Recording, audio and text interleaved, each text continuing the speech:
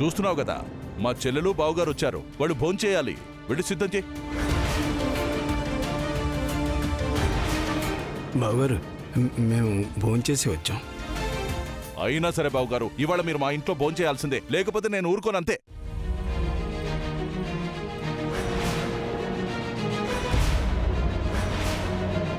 అన్నయ్య గారు, మేము తులసితో మాట్లాడాలనుకుంటున్నాం. ఫలిదానివి చెల్లమ్మా, నీకడ్డెవరు చెప్తున్నారు? ఈ ఇల్లే నీది, నీ ఇష్టమమ్మా. అమ్మా తులసి, తులసి వచ్చేస్తుంది బావగారు, వచ్చేస్తుంది. అమ్మా తులసి,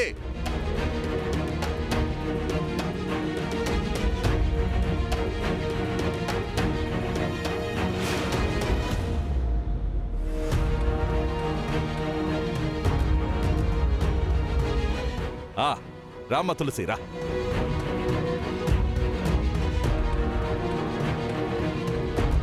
రా రా, కూర్చో కూర్చో.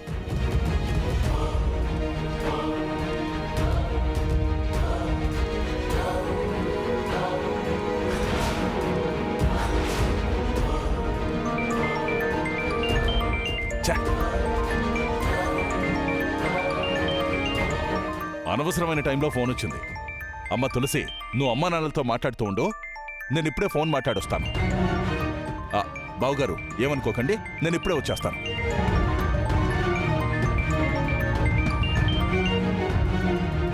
హలో, చెప్పండి.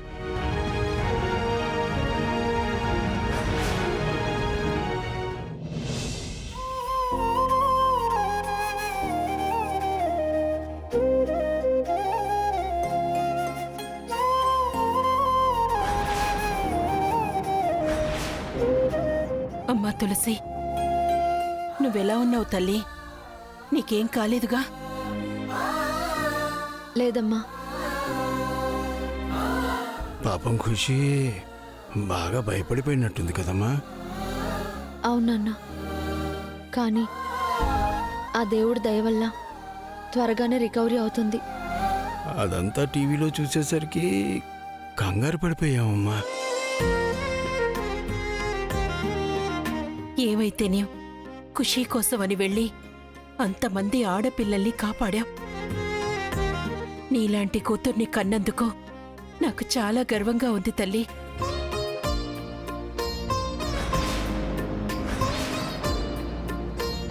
మీకేంటి చెల్లమ్మా, మా ఇంటి కోడలైనందుకు మాకు గర్వంగానే ఉంది.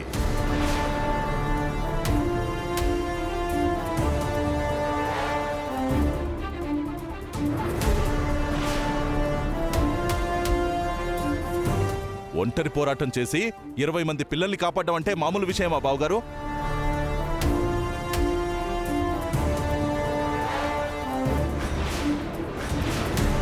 అప్పట్నుంచి నా కోడల్ని చూస్తుంటే ఒక రాణి రుద్రమదేవి, ఒక ఝాన్సీ లక్ష్మీబాయిలా కనిపిస్తుంది.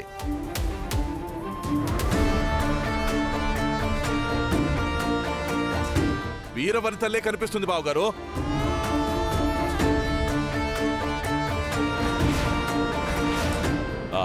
నా కోడలని కాదు గాని తులసిలో ఆ సమయస్ఫూర్తి, ఆ పట్టుదల, ఆ తెగువ, అబ్బబ్బబ్బబ్బబ్బబ్బబ్బా, ఎలాంటి కూతుర్ని కన్నారు బావగారు.